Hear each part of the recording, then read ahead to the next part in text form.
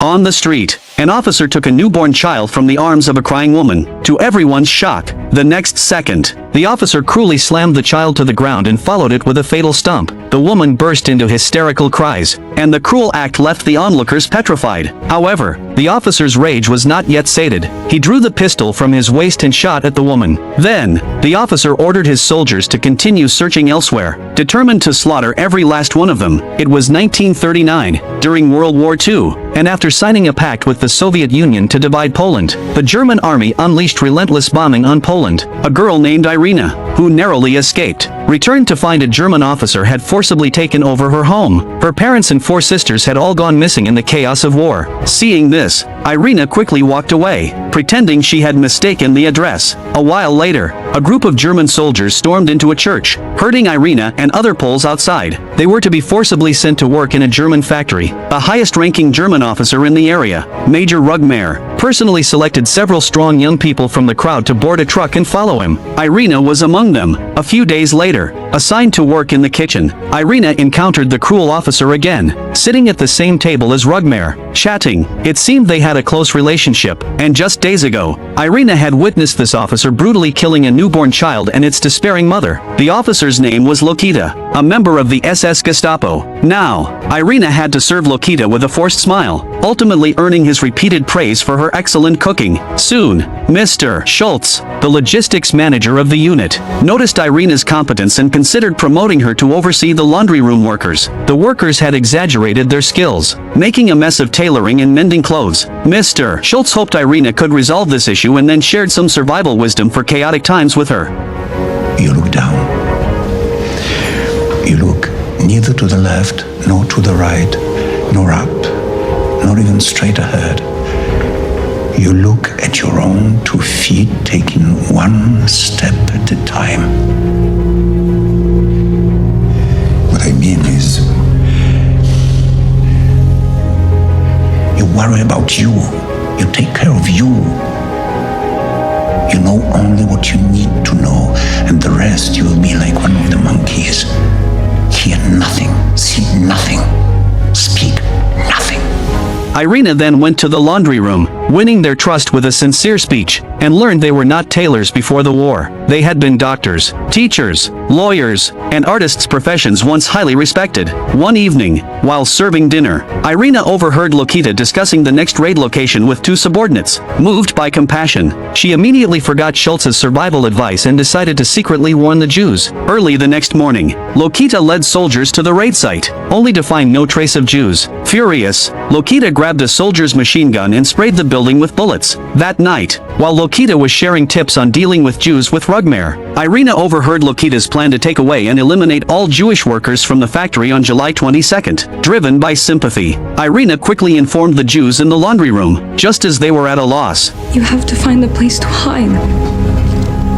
If we had a place to hide. A sudden opportunity arose. Rugmair, bored with the lack of entertainment in the military dormitory, decided to move to a nearby Jewish villa. He planned to make Irena, known for her efficiency, the housekeeper there. Irena then had a bold idea. The most dangerous place could be the safest. After some discussion, the Jews in the laundry room decided to take the risk. But there was a problem. The villa was currently occupied by a Polish officer's family. Rugmair ordered them to leave by the 23rd, but Lokita planned his raid on the 22nd. Where could they hide on the 22nd? This dilemma puzzled Irena. While cleaning Rugmair's room, she noticed a ventilation duct and instantly had a new idea. On the evening of the 21st, while Rugmair was out attending a theater performance, Irena brought the Jews from the laundry room into Rugmair's room and hid them in the ventilation ducts. The next day, when the soldiers came to capture them, they found that all 11 Jewish workers from the laundry room had mysteriously disappeared. Irena feigned ignorance, insisting she knew nothing. Mr. Schultz, who always regarded Irena like a daughter, stepped in to smooth things over. They probably were rounded up with the office workers this morning.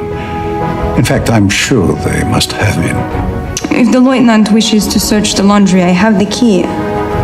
Of course, if you simply sign off on the fact that they were rounded up with the others this morning, you'll save us all a lot of trouble.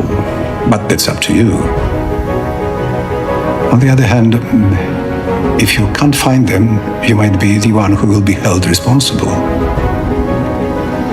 Yes, I'm sure, as you say. They were rounded up this morning. I don't want to know anything. And goodbye. That evening, Irena secretly added some sleeping pills to Rugmer's drink. In the middle of the night, while he was sound asleep, Irena led the Jewish workers out. They soon arrived at the suburban villa, where Irena hid them in a cellar she had previously scouted. For the next 2 weeks, Irena balanced arranging the workers to clean and renovate the villa with caring for the hidden Jews. Despite the challenges, her efforts yielded impressive results. 2 weeks later, the colonel visited the villa for an inspection and was very pleased with Irena's work, suggesting she should have an orderly to help with the heavy and menial tasks. Irena declined, claiming she had a very unpleasant experience with a Soviet soldier before and would be constantly fearful sharing a roof with a soldier. I'm having many people for dinner the first party alone. You can't possibly do all the work for them. But I can. You will see. I know how to run an efficient kitchen. I give you one chance and one chance only. At a party a few days later, the 11 Jews in the cellar secretly assisted, and the attending officers were highly impressed with the array of dishes. After the guests left, Rugmer discovered that Irena had not only cleaned the dining room but had also washed all the kitchen utensils, leaving him amazed. Your service tonight has been satisfactory, Irena. Efficient and satisfactory. So, for the time being, we can do without an orderly. That night, Rugmer was woken by intermittent noises, seemingly coming from the cellar. He got up, grabbed a flashlight, and headed toward the sound. The heavy footsteps of Rugmer woke Irena. She rushed to the light switch on the bedroom wall and flicked it a few times, warning the Jews in the cellar to find hiding spots quickly. When Rugmer reached the cellar, he shone the flashlight around the walls but found nothing suspicious. At that moment, the 11 Jews were hidden under the chute next to the coal pile. They held their breath and silently prayed. Fortunately, Rugmer, finding the surroundings silent, returned to his room. Early the next morning, he waited for Irena in the kitchen. Exterminated. They have to be gotten rid of, the sooner the better. Top to bottom. Yes, that is exactly what should be done. Just rats! Yes, Herr Major. After the major left, Irena hurried to the cellar to discuss their next move. They speculated, based on the villa's architecture, that the previous Jewish owner might have built a large hidden space. Exploring the cellar, they discovered something unusual behind the wardrobe. Behind it was a concealed passage, leading them to a large secret room. From the small window on the wall, they identified that the secret room was right next to the garden gazebo, allowing them to live without fear every night. The next day, while washing apples in the kitchen, Irena suddenly heard the doorbell ring. Looking out the window, she saw it was a middle-aged woman, the lady who sold vegetables on the street. Most of the fresh vegetables for the major's house were bought from her by Irena. Irena explained that they still had plenty of supplies in the warehouse. Before she could finish, the woman said she wasn't there to sell vegetables today. I've been watching your house. You're hiding Jews here. My husband is a Jew. I've been hiding him myself, but it's only a matter of time before he's found. Please, you've got to take him in. Irena went to the secret room to discuss this with the others, surprised to learn that they all knew the vegetable lady's husband, Henry. Henry had previously been the butler of the Rotenburg estate. As the war intensified, Henry sensed the German policies towards Jews would become increasingly brutal, so he hid. This became a stain on Lokita's career, and in his desperation to restore his dignity, he searched frantically for Henry. Now, the vegetable lady knew about the Jews hiding in the major's house. If Henry is caught by Lokita in the future, Lokita will definitely use all kinds of cruel methods to extract useful information from him. At that point, everyone would be doomed. So now they have no choice but to bring Henry here. That night, under the cover of darkness, they worked together to bring Henry into the secret room. A few days later, a group of German soldiers arrived at the villa. The leading officer said they had received a tip-off that a group of Jews was hidden there, and then he led the soldiers inside to search. At that moment, the informant was watching everything from outside the villa's iron fence. Shortly after, Rugmer drove back. Upon learning of the situation, he flew into a rage and harshly scolded the searching officer. You dare to accuse me of hiding Jews in my house? Answer me! Obviously, Major. You find any Jews, come back, shoot me. If you don't find any, then we will see who is to be shot.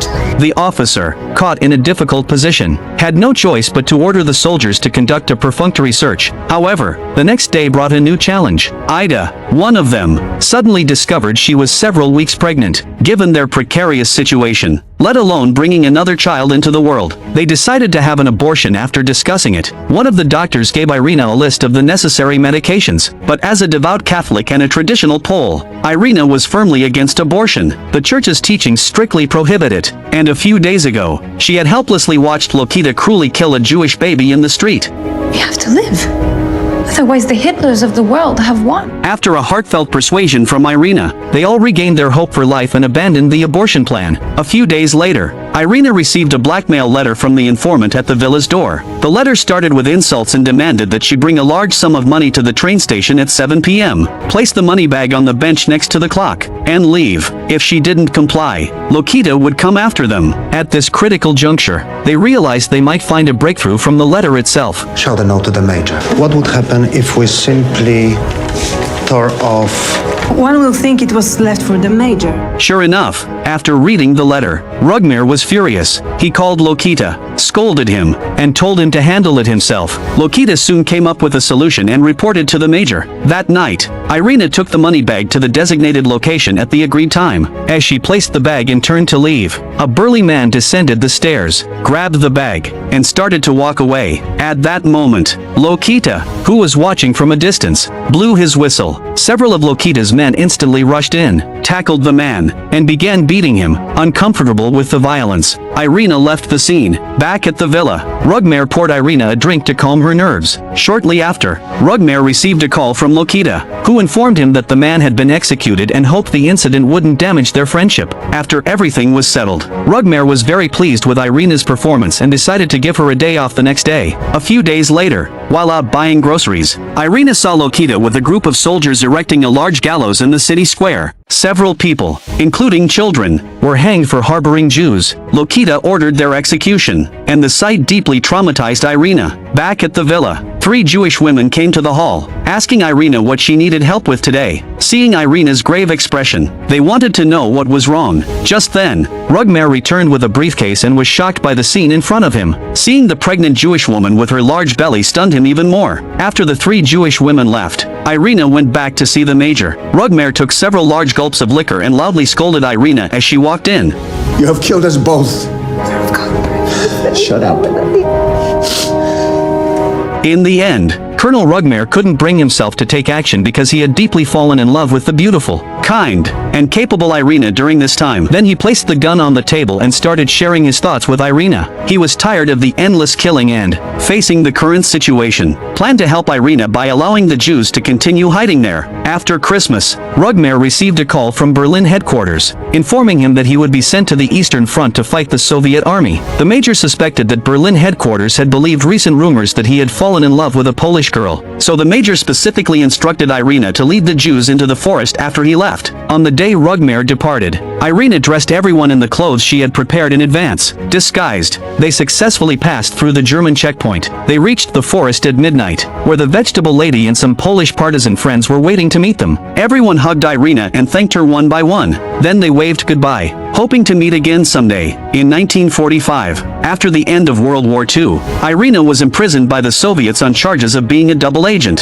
The evidence pointed out that during the war, Irena was secretly in contact with both the Germans and the Polish partisans. However, shortly afterward, the vegetable lady and her husband Henry took the opportunity of delivering vegetables to the prison to successfully rescue Irena. Once they reached a safe place, Henry handed Irena a forged passport he had prepared in advance. Later, Irena immigrated to the United States, where she married and had children. After hiding in the forest, Ida safely gave birth to a son. Post-war, Rugmare became destitute and homeless, and Ida and her husband took him in. Rugmare became the honorary grandfather to Roma. Lokita was charged with war crimes after the war, but the case was dismissed, and he died in 1976. A miracle also befell Irena. In 1984, she found her 4 sisters who had gone missing during the war and reunited with them in Poland. In 1982, Irena met Ida's son again, and she passed away in 2003. This is the story of the movie Irena's Vow, based on true events. If you traveled back to that era, would you help them like Irena did? I am a movie enthusiast. Please subscribe to my channel. See you next time.